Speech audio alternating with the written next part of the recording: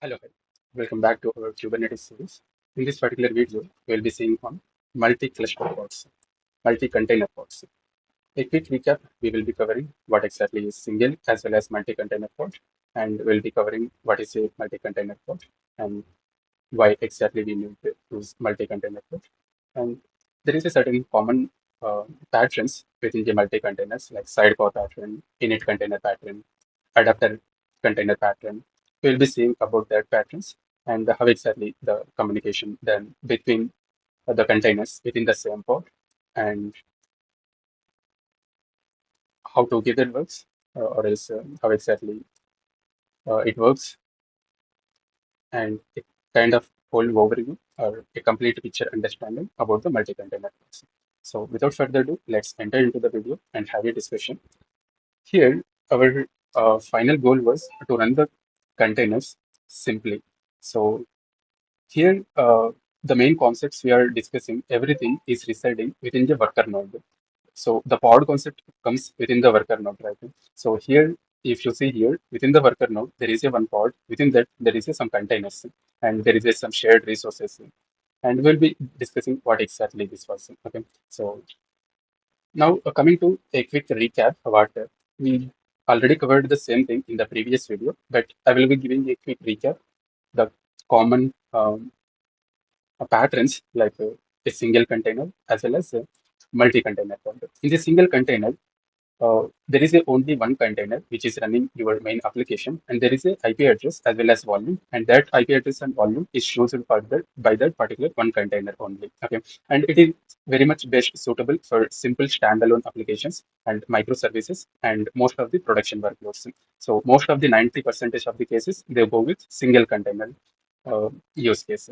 And there is a advanced concept which is multi-container code where we have a multiple containers in it, like main application container, there is a sidecar container, there is a helper container, and underlying there is a single IP address and volume also. But those are shared across these containers, and it is very much suitable for logging the sidecar containers, monitoring the agents. This is done by this particular helper container and data init helpers. So just the main application is run in this particular application, and the remaining things is taken care by the sidecar and helper containers. If any dependencies or logging or parsing a check status, everything is done by that.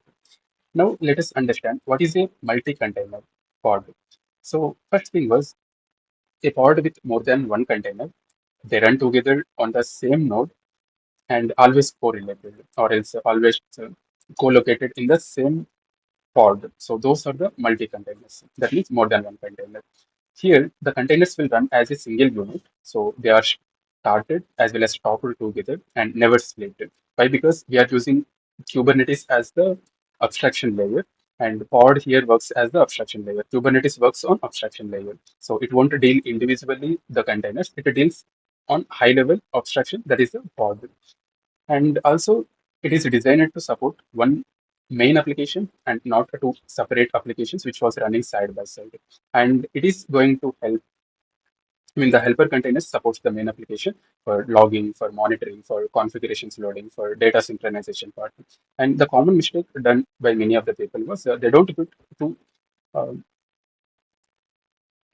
putting these two applications in the same pod. So it is not supposed to do that in that case.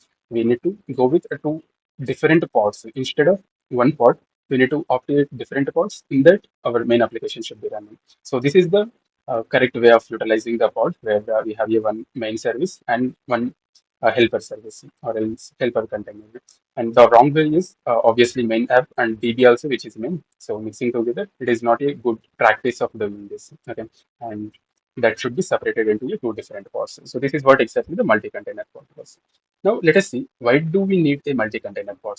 First thing was here containers work together very closely. So why? Because they tightly coupled to be in the separate pods, and they share the same network, which is there is a one IP address allocated to that particular pod, and the or the containers within the pod will communicate by using a local host, which is obviously having a zero latency and no network overhead is required.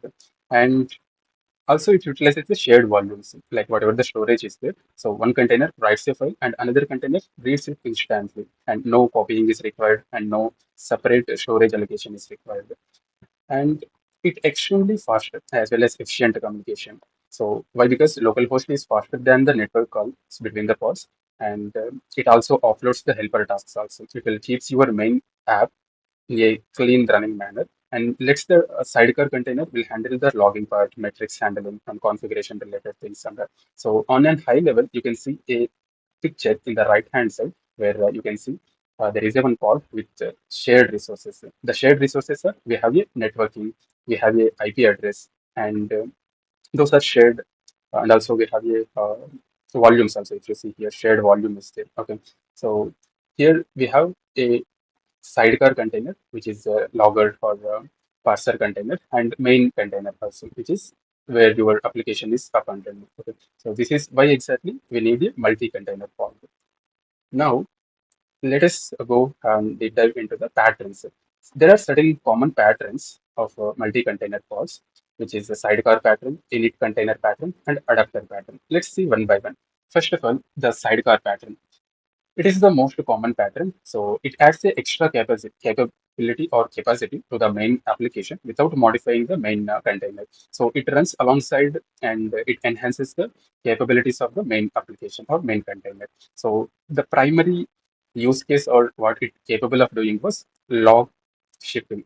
There is a log shipping mechanisms like a file bed or flooding. So these are used by this container, and also it uses for metric collection, like let's say if you wanted to use a Prometheus as a metrics agent. Okay, so that can be run in this particular sidecar container. Okay, and for TLS proxy or for transport layer security, we are going to use the sidecar container. So this is the main container and this is the sidecar container. Now let us understand the init container pattern.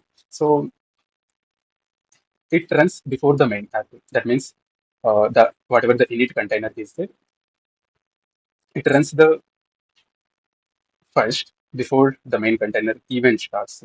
And it is great for setup tasks, especially let's say if you wanted to download some configuration files, which requires or which uses the main container or your main application. In that case, this init container is used. And let's say if you wanted to set up a secrets or tokens and wait for DB to be ready, everything is done by the init container. Okay, so this is the init container. First it runs, and once it was done, that means once it gives a green signal, then the main application will start. So this is the like the flow of this init container.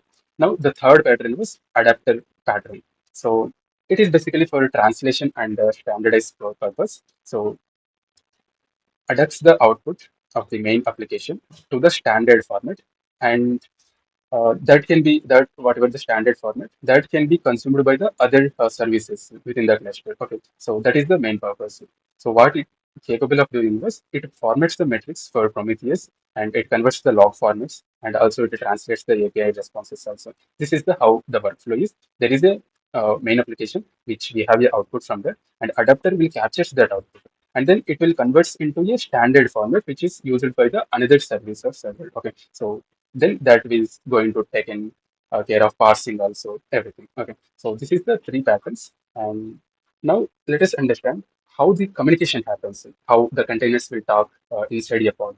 So obviously inside a pod there are multiple containers. If you go with multi-container pattern, here first thing was same pod is equals to same IP address or same local host. Okay, so the containers will communicate by using the local host and associated host. So like any programs on the same machine, then they can communicate by using the local host and the associated port number. And there is a faster communication. Why? Because there is no networking hops and DNS resolution. Everything is done in the local host only. And the speed, I mean, the agility will be more.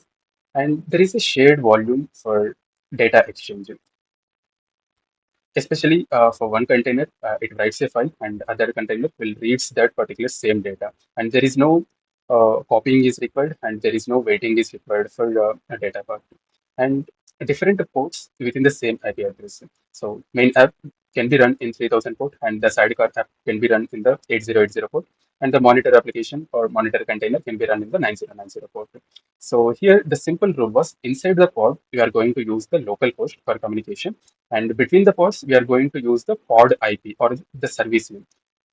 I mean, pod IP obviously changes whenever the pod restarts or recreated. Better to use the service name. Okay, and this is the diagrammatic representation on high level how the pods, I mean, how the containers communicate inside your pod. There are three containers in the same pod, and there is a local host communication how they communicate to each other, and there is a shared volume also. Okay, and let us see the important nodes with respect to things that you wanted to know. Okay, first thing was all containers is going to share the same life cycle. So they are created, started, stopped together as a unit, not as individually. Okay. So let's say if the pod is created, obviously all the containers within that particular pod is created and up and running. Let's say if it was restarted, then all pods, I mean all the containers will be restarted. If the pod fails, all the containers within the pod, it is also going to be fails. And here, let's say if the pod restarts, all the containers will be restarted. If the pod killed, and every container inside will be recreated or refreshes together. Okay. And also the key important thing was keep the container tightly related. They should all, I mean, they should all serve a single application purpose, not a multiple ones. For let's say if you wanted to serve a multiple application, in that case, better to go with the multi-pod. Okay, and use the init containers for setup tasks. Let's say if you wanted to uh, run that particular init container first for setup and configuration. Then once it was ready, then you want to run the main application. Okay, and avoid the unrelated applications. So especially a web server and a database should not be in the same pod. That is not a good practice of doing it. Okay, and this is the high level overview of a shared life cycle of a pod you wanted to know and associated containers within that pod. Okay, and a quick recap what we just discussed. We covered the pod, which is a shared workspace, and a sidecar container or a main app container. Sidecar container is basically which supports your main application, and the main application is basically where the actual worker begins, where your application is up and running. Okay, and in the upcoming video, we will be seeing the replica set. It is basically it will make sure your pods always up and running. So here, the multi-container pods are a team in the shared office, and each person have a specific role that they all work on the one single project. So that is the simple understanding about the multi-container pods. So I hope so you found some useful information out of this particular video. And for more videos, please do subscribe and hit your bell icon. By that, you will get a notification out of each and every new video whenever I was publishing. And see you in the upcoming video. And all the best for you all.